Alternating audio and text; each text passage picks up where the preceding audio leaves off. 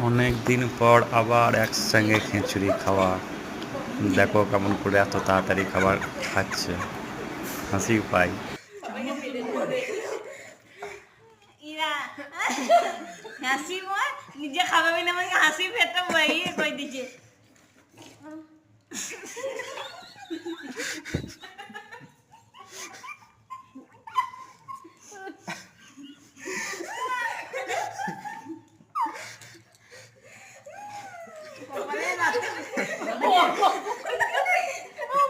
কপালে কষ্ট আছে সকালে তোদের তেল তেল হবে দেখবো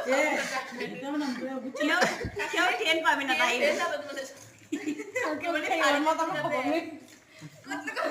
বুঝছে না রাস্তায় তুমি নিলে না দিয়ে তো হবে দেবা বাবা রে